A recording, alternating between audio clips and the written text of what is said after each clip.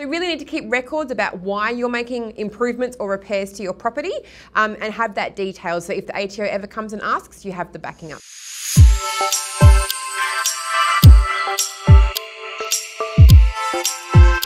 So we're again with Michelle Maynard, a financial commentator from the Carbon Group, and today we're going to focus on, once again, investment property, and in terms particularly approaching end of financial year, what can investors claim, and the difference particularly in relation to repairs and maintenance versus capital loss. But in terms of preparing ourselves, what would your comment be around that at this time? Sure, so tax deductions, everybody loves those. So anything that has to do with your investment property, any cost that you have. So I think the big misunderstanding is your mortgage payments. You can only claim the interest portion of your loan. You can't claim the principal repayments, which is why a lot of people only have their rental properties on interest only.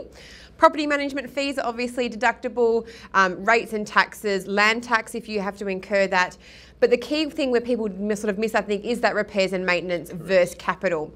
So the ruling from the ATO is if you have to repair something that is broken and you repair it to the same standard that it was before, that's a repair. So for an example, if your garage door breaks or the tenant breaks your garage door and you replace it, it was a pull down one and the only thing that's available is an electronic shutter, then that is deductible.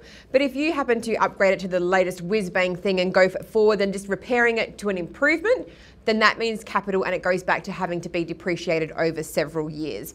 So the key thing here is wear and tear is actually covered as a repair, so carpets that wear out from being used in a rental property, but anything that is an improvement on that, if you were to repair, say, a laminate floor with hardwood floors, the ATO would say that that is a capital improvement, not a repair. So you really need to keep records about why you're making improvements or repairs to your property and have that detailed. So if the ATO ever comes and asks, you have the backing up to it. So it seems to me, Michelle, that if you take the repair and maintenance to the next level where it's an upgrade, then that becomes a capital works. And I suppose in the commercial arena, an example might be, for example, air conditioning. So if I'm doing ongoing maintenance and cleaning of an air conditioner or replacement of filter, that would be repairs and maintenance.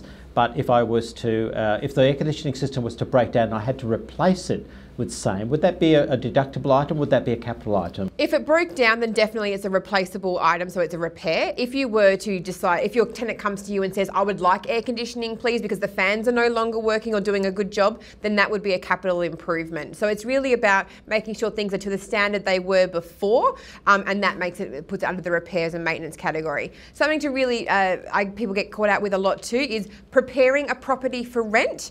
If you make do any work on a property then, that's actually capital, it's not repairs, even if you're fixing something that was broken. If it has to have been tenanted for it to be